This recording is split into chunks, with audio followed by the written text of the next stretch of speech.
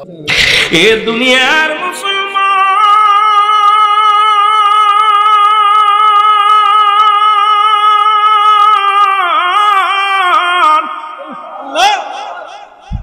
এ জীবন জীবন নয়, এমন একটা জীবন আসবে যে দেশে গেলে মানুষের বিচার হয়, যে দেশে গেলে মানুষের হিসাব হয়, যে দেশে গেলে মানুষ আর কোনোদিন ফিরে আসে না। ঠিক কিনা কথা বল? সবারই একই ঠিকানা, বাদশাহ ফকির হ্যাঁ সবকো একই ঠিকানা। কে রাজা কে বাদশাহ, কত বাড়িওয়ালা বাড়ি ছেড়ে বিদায় নিছে, অন্ধকার মাটির এক টুকরা কবর। কত গাড়িওয়ালা গাড়ি ছাড়া চলতে পারে না, কত মানুষ ক্ষুধার যন্ত্রণায় রাস্তায় কাতরায় রে ভাই। ইনিও মারা গেলে যে কবর, বাড়িওয়ালা মারা গেলেও সেই কবর।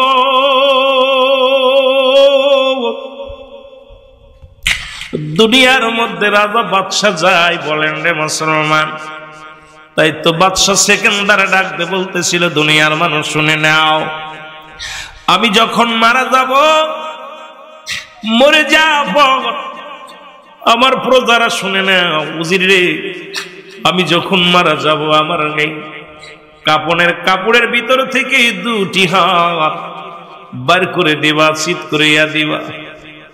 উজির বলতেছিল হুজুর কি বলতে চান? মানুষ তো বলবে আপনি মরার পরও মানুষের কাছে চান। বাদশা সেকেন্দার ডাকতে বলতেছিল উজির,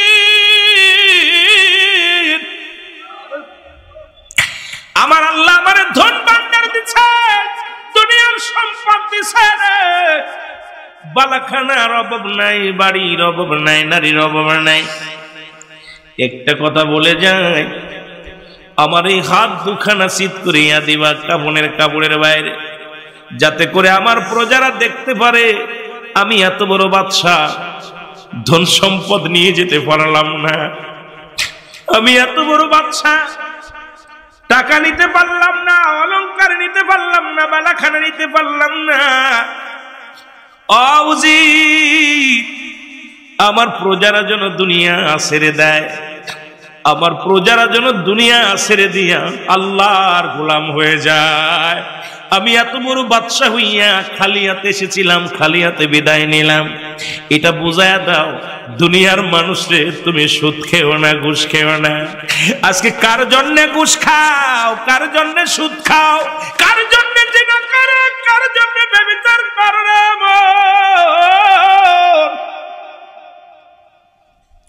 সন্তানের জন্য তুমি বাড়ি করলা, বিবির জন্য ঘুষ খাইলা, মেয়ের জন্য ঘুষ খাইলা, অফিসে বইয়া। একবার তাকায় দেখো কেউ তোমার নয়। এই দুনিয়ার সব কিছু জন্য বিচ্ছিন্ন করে দিবে আমার আল্লাহ। আল্লাহ বলে কুল্লু মান আলাইহা ফান। আল্লাহ কয় বান্দা শুই না লাও, এই দুনিয়ার মধ্যে যত পানি আছে, যত মাটি আছে, দুনিয়ার যত মাটি আছে, সব মাটিগুলো আমি আল্লাহ পুরায়া তামা বানায়া দিব। এই জমিনের মধ্যে যত পানি আছে সব পানি পুড়ে ছাই হয়ে যাবে। ও বাজানেরা শোন, ও বাবারা শোন, মুসলমান আমার করিমগঞ্জের বাজানেরা দিলের কান্ডা লাগা শোনো, এ কিশোরগঞ্জের বাবারা দিলের কান্ডা লাগা শোনো। আল্লাহ কয় বান্দা জমিনের মধ্যে যত মাটি আছে সমস্ত মাটি গুলা আমি আল্লাহ পুরায়া তামা বানায়া দিব। কিসের এত বাহাদুরি করো? পরের জমির আল ঠেলো, পরের জমির ফসল খাও, সর পড়ে গেছে ভোগ করে নাও, দখল করে চর দখল করে নাও। ও বাবা শোনো, এই জমিনের মাটিগুলো আল্লাহ পুরায়া তামা বানায়া দিবে। জমিনের মধ্যে যত পানি আছে সব পানিগুলো পড়ে হয়ে যাবে ছাই। যেদিন কিচ্ছু বলতে কিচ্ছু থাকবে না, সেদিন থাকবে শুধু আমার আল্লাহ। জোরে জোরে চিল্লায়া বলা যাবে না সুবহানাল্লাহ? আর একটু জোরে জোরে চিল্লায়া বলা যাবে না আল্লাহু আকবার? আল্লাহ কয় বান্দা, যেদিন সব শেষ থাকবো আমি থাকবো আমার নবীর ভালোবাসা নিয়ে। আল্লাহু আকবার, আল্লাহু আকবার। এই জন্য সুন্নিরা নবীর জন্য পাগল। কে কি বললো কিচ্ছু যায় আসে না। আল্লাহ থাকবে হাবিবের প্রেম নিয়া, আল্লাহ থাকবে আমার নবীর প্রেম নিয়া। আমরাও থাকতে চাই রাসূলুল্লাহর প্রেম নিয়া। জোরে জোরে চিল্লায় বলা যাবে না সুবহানাল্লাহ? এ নবী তোমায় আমি ভালোবাসি,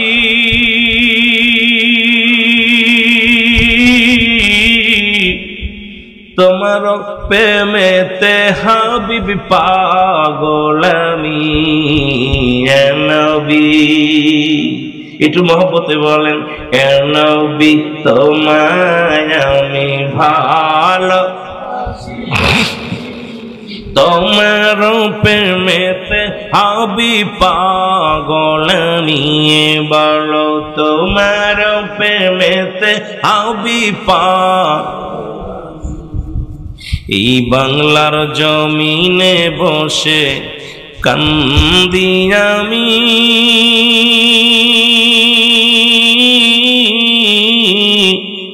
দেখা যে দাও না নবীজি তুমি। নবী, বাংলার জমিনে বসে কান্দি আমি, দিদার দাও গো প্রাণের নবী। নবী, এই মরণের কথা বলতে যা আল্লামা মুফতি আমজাদ আলী সাহেব একটা কিতাব লেখলেন। কিতাবের নাম হলো বারে শরিয়াত। নাম কি? কিতাবের নাম কি? লেখক হচ্ছে আল্লামা মুফতি শফিক আহমেদ। উনার কিতাবের মধ্যে উনি লেখলেন, দুনিয়ার মানুষ শুনে না, কোন মানুষ যখন সাধারণ মৃত্যুবরণ করে, ইমানদার যখন মৃত্যুবরণ করে, পৃথিবীর মধ্যে আটা দিয়া খামির বানাইয়া, এই খামিরের মধ্যে যদি একটা চুল পড়ে, এই চুলটা টান দিয়ে বাইর করলে যেমন মুসলমান খামির টেক পায় না, আটার ভিতর থেকে বাইর করলে অনায়াসে বাইর হয়ে যায়। ইমানদারের মৃত্যুটা ঠিক সেমনি হয়।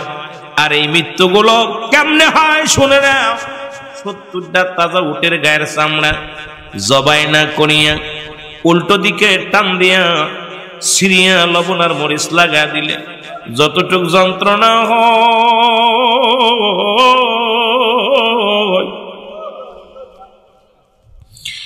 এর চাইতে শোনা হলো একটা সাধারণ মৃত্যু। হে করিমগঞ্জের বাবারা, আপনার আমার বাবা মারা গেছে, দাদা মারা গেছে, দেখেছি মরার সময় কেউ পায়খানা করে দিছে, মরণের সময় কেউ না প্রস্রাব করে দিছে, কেউ চোখ দুটি বড় বড় হয়ে গেছে, অনেকের জিহ্বা বাইর হয়ে গেছে। তাদের মরণটা কত কঠিন হয়েছে জোরে বলেন ঠিক কিনা?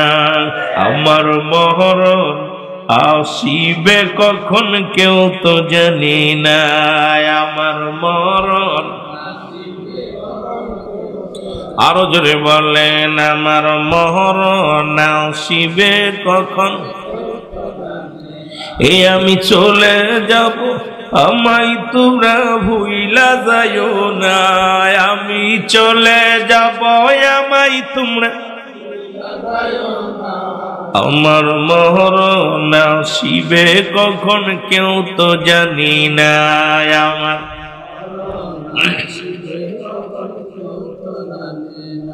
মৃত্যুর কথা বলতে যা বলতেছিলাম, আল্লামা মুফতি আমজাদ আলী সাহেবের কথা বলতে যা বলতেছিলাম, মৃত্যুটা এমন হবে একমাত্র ইমানদারের কাছে আসবে মালাকুল মউত। মালাকুল মউত এত বড় দানব, আসমানের মধ্যে থাকবে মাথা, জমিনের মধ্যে থাকবে পা। আসমান জমিনের মধ্যে যত পানি আছে সমস্ত পানিগুলো ওই আজরাইলের মাথায় যদি ঢেলে দেয়া হয়, একটু ফুটা পানি জমিনের ভিতরে পড়বে না। সারা পৃথিবীর পানিগুলো মাথার উপরে ঢেলে দিবে, একটু পানি গড়াইয়া পড়বে না। তাহলে একটু এক ফোঁটা পানি গড়াইয়া পড়বে না। এই আজরাইল সবার কাছে আসবে না। আজরাইল চলে আসলেন ঈসা ইবনে মরিয়ম। আজকে ঈসা নবীর আলোচনা অনেক হয়েছে, আমি শুনেছি। সুবহানাল্লাহ। আর একটু জোরে বলুন। ঈসা নবীর আলোচনা হয়েছে, ও মুসলমান সুলাইমান পয়গম্বর আলোচনা হয়েছে। আমার নবীর উম্মত হয়ে ঈসা নবী আলাইহিস সালাম দুনিয়ার মধ্যে আগমন করবেন। ঈসা নবীর মা মরিয়ম আলাইহিস সালাম ডাকতে বলে, বাবা ঈসা রে, ও বাবা তোমার কাছে বলতে চাই, আমি তোমার মা, আমার পরাণে ফল খাইতে মন চাই, আমাকে কিছু ফল খাও, আমাকে কিছু ফল এনে দাও। ঈসা নবী হযরত ঈসা আলাইহিস সালাম ফল আনার জন্য বাজারের দিকে রওনা হয়ে গেল। এদিকে মালাকুল মউত ঘরে হাজির হয়ে গেছে। মালাকুল মউত ঘরের মধ্যে এসে সালাম দেয়, আসসালামু আলাইকুম মরিয়ম। মরিয়ম মরিয়ম বলে, আলাইকুম আসসালাম। আপনি কে? আপনারা তো চিনলাম না। মরিয়ম রে, আমি মালাকুল মউত। আল্লাহ তাআলা হুকুম করেছে কিছু সময়ের মধ্যেই তোমারে আমি নিয়ে যাব। মরিয়ম আলাইহিস সালাম ডাকতে বলে, আজরাইল,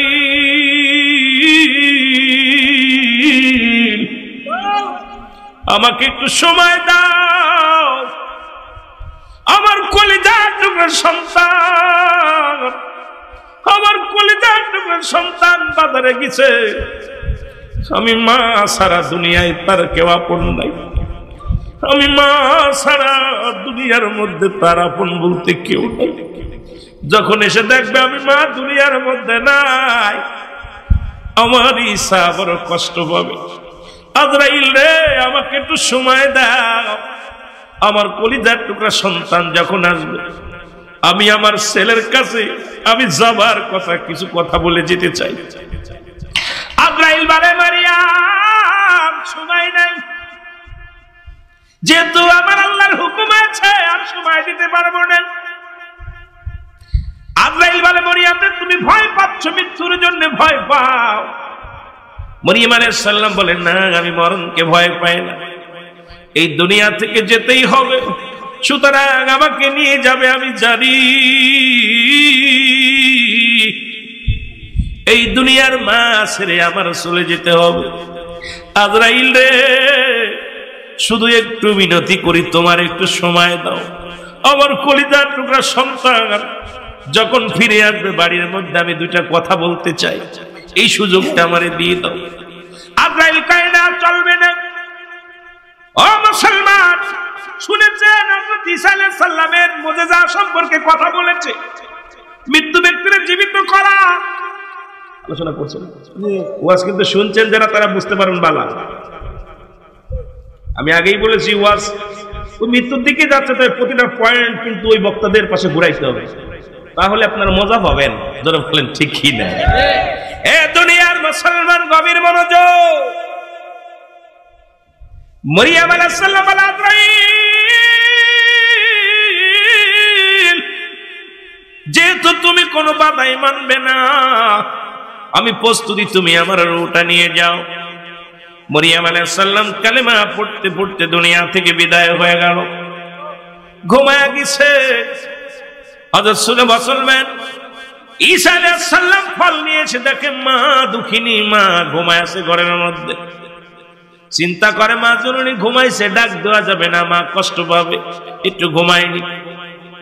অনেকক্ষণ কেটে যায়, আবার চিন্তা করে মা তো কোনোদিন এভাবে ঘুমায় না। আমি যখন বাড়ি ফিরে আসি, মা পায়ের শব্দ শুনে জেগে যায়। আজকে কেন মা কথা বলে না? কি ঘুমাইলো? আমার মা কি চির বিদায় করে দিছে আবার। গুটি গুটি পায়ে ঈসা নবীর মায়ের পাশে যে তারা ডাকতে বলে, মা,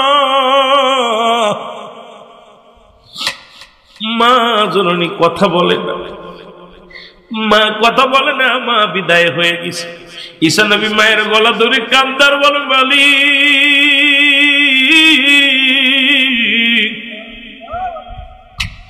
আমি জনম দুঃখিনী, আমার মাকে তুমি নিয়ে গেলা, আমি কার পরামর্শ শুনবো, কার কাছে দুঃখের কথা বলবো, কার কাছে মনের ব্যথা বলবো?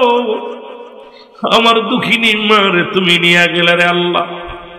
তবে আমি একটু জানতে চাই, যেহেতু মা আমার 10 মাস 10 দিন গর্ভে রেখেছিল, যেহেতু আমাকেও তুমি ক্ষমতা দিছো মরার যেটা করা, সেটা আমার মায়ের আজরাইল কেমন ব্যবহার করেছে আজরাইল আলাইহিস সালাম, আমার মাকে জায়গায় একটু শুনতে চাই। যেহেতু আমি মাওলার গোলাম, আমার মা একজন ইমানদার, আমি ইমানদার, দেখি আমার মায়ের রূহটা কেমনে বাইর করেছে। আমার মরণ আসিবে কখন কেউ তো জানি না, আমার আরো জোরে বলেন, আমার মরণ আসিবে কখন, আমি চলে যাব, আমায় তোমরা ভুইলা যাইও না, আমি চলে যাব, আমার মরণ আসিবে কখন কেউ তো জানি না, আমার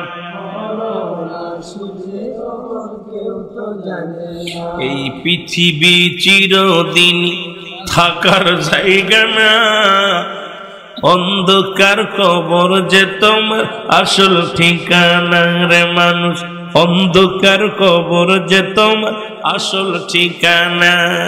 এ আমি চলে যাব, আমায় তোমরা ভুইলা যাইও না, আমি চলে যাব, আমায় তোমরা ভুইলা যাইও না। আহা আহা, আদম থেকে শুরু করে আখির নবী পর্যন্ত অসংখ্য নবী রাসূল আসলো, অসংখ্য মানুষ আসলো, সব বিদায়। স্রষ্টার মৃত্যু নাই, সৃষ্টির মৃত্যু আছে। যারা বলেন ঠিক কি? স্রষ্টার কি নাই? যারা বলেন স্রষ্টার কি নাই? সৃষ্টির, সৃষ্টির বোঝেন না? সৃষ্টির বাঁচবো কয় বছর? 80 বছর, 60 বছর, 50 বছর, কত বছর? বাংলাদেশের গড় আয়ু হলো 60 ধরছে, 60 বছর বাঁচবো। আইরে বাবা রে বাবা, রং তামাশা। একটু ভাবি না, একটু চিন্তা করি না, বয়া বয়া খালি অন্যায় করতেছে এ দুনিয়ার মুসলমান।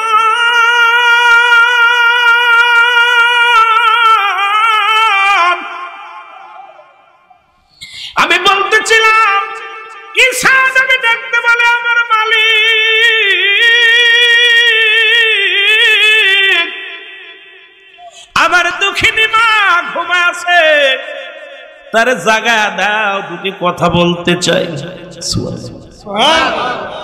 আল্লাহ কয় ইলহাম দিয়া ওহির মাধ্যমে নবী ঈসা মাকে ডাক দাও, দাও, মা বলে ডাক দিছে। সুবহানাল্লাহ বলেন। ঈসা নবীর মা ঘুম থেকে লাফিয়ে উঠিয়া বলে, বাবা ঈসা, বেটা কখন আসছো? বলে মাই মাত্র আনো। বাবা ফল আনছো নি? কয় আনছি। দাও, ফল দাও। ঈসা নবীর মা ফল হাতের মধ্যে নিয়া যখন গালে দিবে, খানা খাবে, বা ফলের প্রতি বড় লোভ। ঈসা নবী কয়, মা গো খবরদার, ফলের মধ্যে তুমি কামড় দিও না। মা, দুনিয়ার খাবার শেষ হয়ে গেছে গো মা, তুমি যদি ফল খাও গো মা, আমি মাওলার দরবারে কি জবাব দিব? আমি হুকুম নিছি, বলেছি শুধু মাকে জাগাইব, মার সাথে দুইটা কথা বলিয়া আবার তুমি মারে নিয়ে যাবারে আল্লাহ। ফল খাওয়ানোর জন্য তোমারে জাগাই নাই, ফল খেও না গো মা। বলে, মা গো আগে বলো, তুমি ইমানদার, তুমি নবীর মা। ও মা, তোমার রূহটা আজরাইল কেমনে বাইর করেছে আমি একটু জানতে চাই। শুনেছি আজরাইল বড় কষ্ট দিয়া, ওই মালাকুল মউত বড় কষ্ট দেয় জান কবজ করতে। মা, মারে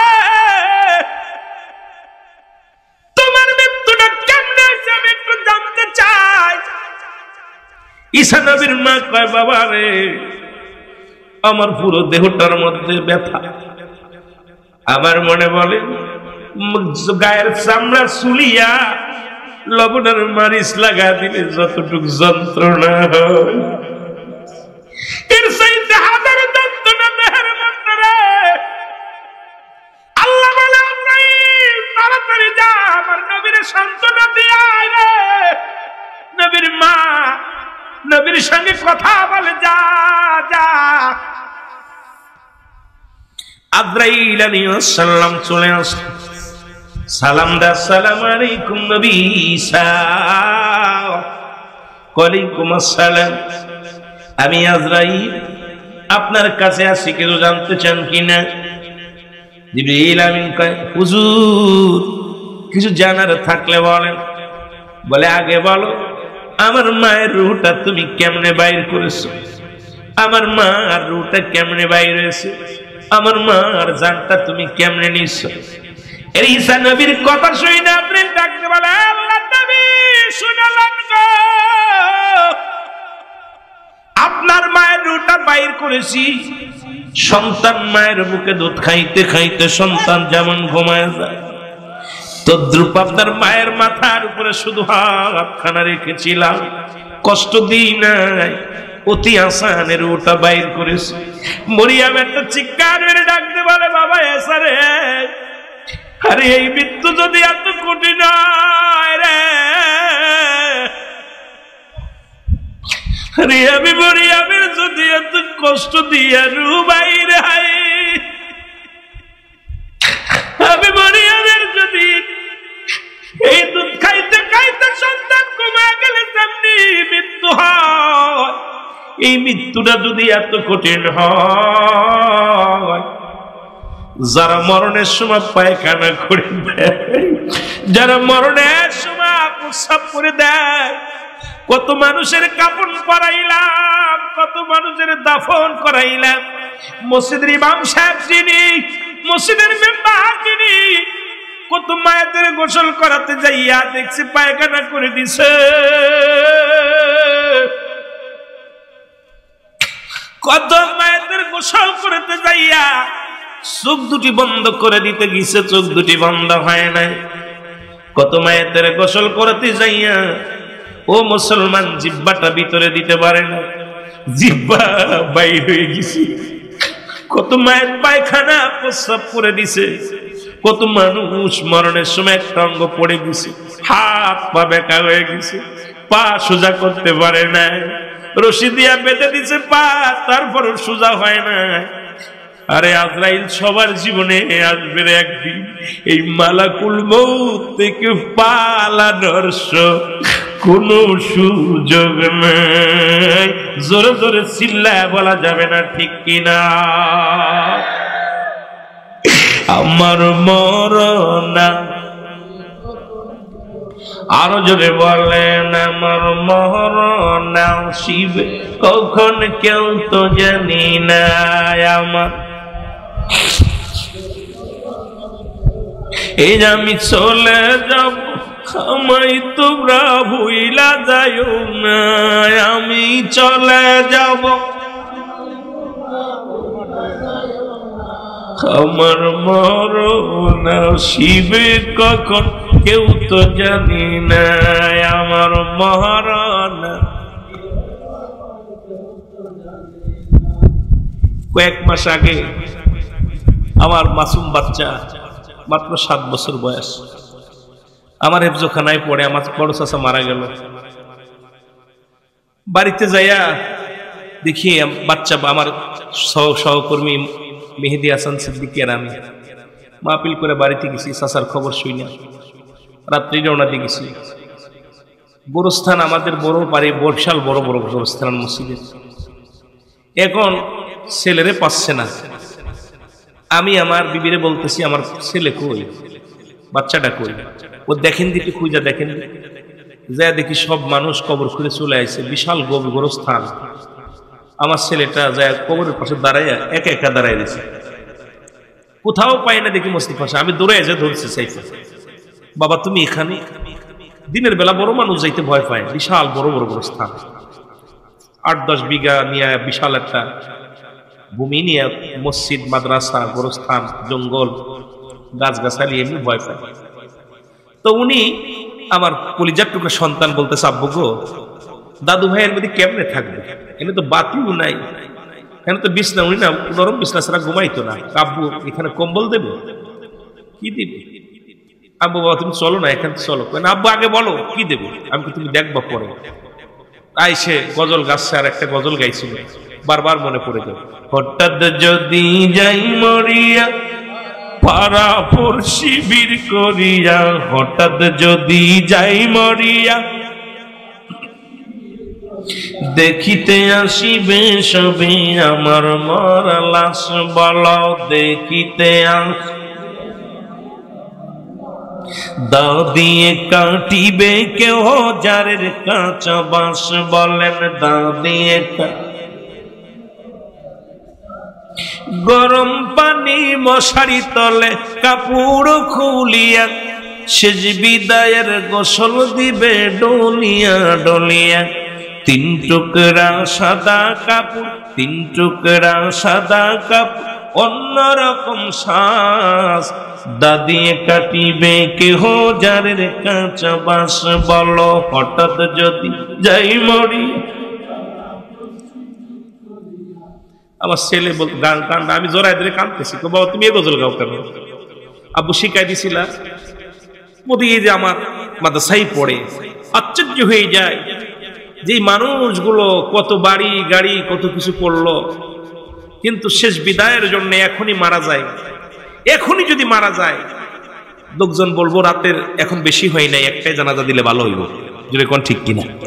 কেউ বলবো ফজরের নামাজের পরে দিব, কেউ বলবো না জোহরের নামাজ, কেউ বলে না আজ ওনার একটা সপ্তাহ রেখে দিই, যদি বলেন ঠিক কিনা, একটা দিন রেখে দিই। বিবি বলে তাড়াতাড়ি বিদায় করো, ছেলে বলে বিদায় করো, মেয়ে বলে আমার আব্বার লাশ কারুর দেখায়ও না, ভাই বলে ভাইয়ের লাশটা কারুর দেখায়ও না, মা বলে আমার বেড়ারে তাড়াতাড়ি সরা।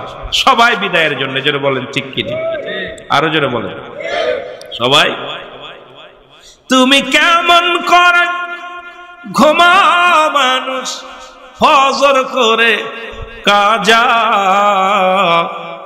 এমন তো হতে পারে জোহরে জানাজা, বলেন ঠিক। এক ওক্তে মারা যাচ্ছে, দ্বিতীয় ওক্তে কথা বলেন না কেন? আর কি বলতেছে, অমুক গ্রাম নিবাসী মোহাম্মদ শরীফুল ইসলাম সাহেব ইন্তেকাল করেছে, ইন্না লিল্লাহি ওয়া ইন্না ইলাইহি।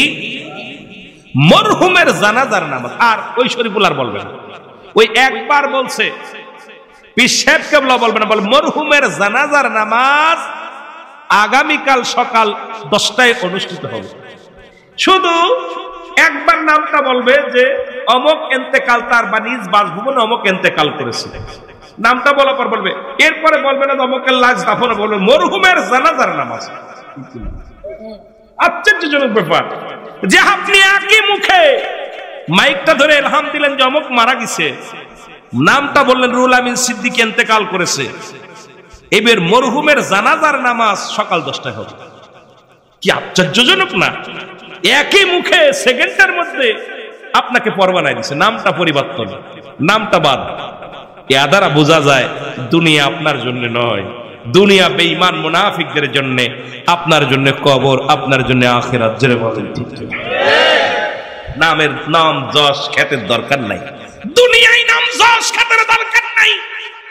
আমি গোলাম, গোলামের মতো হয়ে মৃত্যুবরণ করি, আমার কবর জিন্দেগিটা যেন ভালো হয়। জোরে বলেন ঠিক কিনা? আমার ভাইরা গভীর মনোযোগ, আমি যে কথা বলতেছিলাম, 1 নাম্বার হলো মরণ, 2 নাম্বার হলো কবর। কবর বলতে আমরা বুঝাই বাড়ির আশেপাশে 3.5 হাত গর্ত করে কবরে লাশ রাখা হয়, ওইটাকে মনে করি কবর। ও দুনিয়ার মানুষ শুনে নাও, কবর বলতে বুঝায় মানুষের মৃত্যুর পর থেকে শুরু করে কিয়ামত পর্যন্ত জগৎটাকে বলা হয় কবরের জগৎ। জোরে বলেন সুবহানাল্লাহ, আর একটু জোরে বলেন আল্লাহু আকবার। এই কবরে যখন শোয়া দিবে, অনেক লম্বা আলোচনা, অনেক লম্বা আলোচনা, যা করতে গেলে আমার মতো রুহুল আমিন সিদ্দিকের আপনাদেরকে নিয়ে 2-4টা রাত বসতে হবে, তবেই মৃত্যুবাসীদের আলোচনা, কবর হাসর, মৃত্যুর হাসরের ময়দানে যেতে পারবো, মরণ শেষ করতে পারবো। মরণের কোন আপটোডা ওয়াজ নাই। ওরে মরণ হবে, এটাই চিরন্তর সত্য। কারণ পৃথিবীর সব আয়াত অস্বীকার করতে পারেন, পৃথিবীর সব কিছু অস্বীকার করতে পারেন, মালাকুল মউত আসবে আপনাকে আমাকে নিয়ে যাবে, এটা অস্বীকার করার মতো কোনো ব্যক্তি নাই। জোরে বলেন ঠিক কিনা? কুল্লু নাফসিন আলা। এরপরে লা ইয়ামুত, মিরকাত সূরা মিরকাতের 10ম খণ্ড 722 নম্বর পৃষ্ঠা, তাফসীরুল বায়ান 5ম খণ্ড 524 নম্বর পৃষ্ঠা। রাসূল বলেন লা ইয়ামুত, তাদের মৃত্যু নাই। আর আমাদের কুষ্টিয়ার লালন কি বলে জানেন? ও তোর পিছে পিছে ঘুরছে সমন, কোন দিন গলায় পড়বে ভেরি, দেখ না মন ঝাঁক মারিয়ে দুনিয়াদারি। যেটা বলেন ঠিক। ভাই বন্ধু তোর আপন জনা,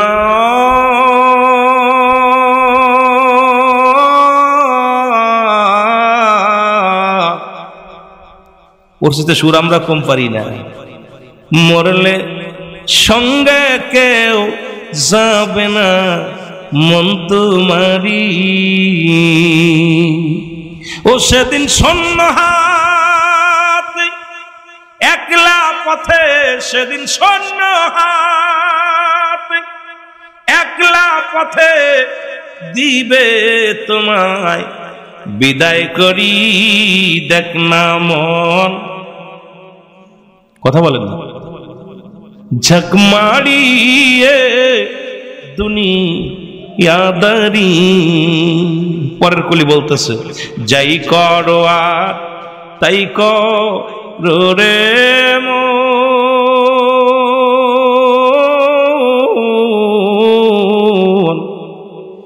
পিসের কথা রাইকো স্মরণ বরাবরই। যাই করিস চলে যেতে হবে, এটাই চিরন্তন সত্য। এই জন্য অ্যারিস্টটল সক্রেটিস বই লিখে বলছে, নো thyself, নিজেকে নিজে চিনতে হবে। মান আরাফান নফস, নিজের নফসকে চিনতে হবে। কলবুস সালিম, আত্মাকে প্রসিদ্ধ করতে হবে, অন্যকে নয়, নিজেকে নিয়ে ব্যস্ত হও। যারা বলো ঠিক কিনা? আর আমরা খালি এর পাশে শালোর পাশে, ওর পাশে শালোর পাশে। অ্যারিস্টটল সক্রেটিস ওনার বই না পড়ে কেউ যদি বলে আমি দার্শনিক বৈজ্ঞানিক, আমি ওটা বন্ড প্রতারক। বৈজ্ঞানিক সবচেয়ে বই না পড়লে বৈজ্ঞানিক দার্শনিক হওয়া যাবে না। ওনার বইয়ের পিছে লিখছে নো thyself, নিজেকে নিজে চিনতে হবে। মান আরাফান নফস, নিজের নফসকে চিনতে হবে। আল্লাহর ওলি কয় কলবুস সালিম, আত্মাকে প্রসিদ্ধ করতে হবে। আর লালন কি কয়? আপনাকে চিনতে পারলে যাবে অচিনারে চিনা। আপনারে চিনতে পারলে, আগে নিজরে যখন চিনতে পারবেন আমি কে, আমাকে কেন পাঠাইলো, কিসের জন্য, দায়িত্ব কি, তখনই দেখবেন অচিনারে চিনা যাবে। আজকে আমার দেশের মানুষ কান্না দেখা সিলের পাশ পাশ দৌড়াই। বাংলা একটা প্রবাদ বলে, কান্নিল সিলে, কান্না দেখা সিলের পাশ পাশ দৌড়াই। জোরে বলেন ঠিক কিনা? বন্ধ করেন, নিজের নিয়ে একটু ভাবেন। বয়া বয়া বসে আছেন না, একবার চোখ দুটো বন্ধ করে দেখেন আমি কে, কি করেছি। সব আপনার ওই বাল্যকালের স্মৃতিগুলো ভেসে আসবে। আপনি কোথায় খেলাধুলা করেছেন, কোথায় কি করছেন, সব চোখ দুটো বন্ধ করে একটু ভাবেন, সব চলে আসবে, পাই টু পাই সব চলে আসবে। আল্লামা কুতুবী রাহমাতুল্লাহ বয়ান করে, আর তখনই তুমি তওবা করো। এ বান্দা শোন, আসমান থেকে জমিন পর্যন্ত যত গুনাহ করেছো, সমস্ত গুনার কথা মনে করে বান্দা যখন খাস তওবা করে, আল্লাহ বলে ডাক দেয়, আমার আল্লাহ সব গুনাহ মাফ করে দেয়। আস্তে কইবেন না জোরে কইবেন? গুনাহ মাফের একটা সুযোগ আছে না? কথা বলেন, আছে না?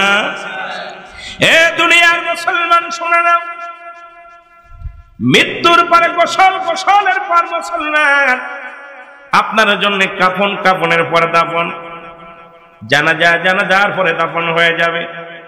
ওই কবরের ভিতরে শুয়ে দিলে একজন ফেরেশতা আসবে, নাম জানা আছে।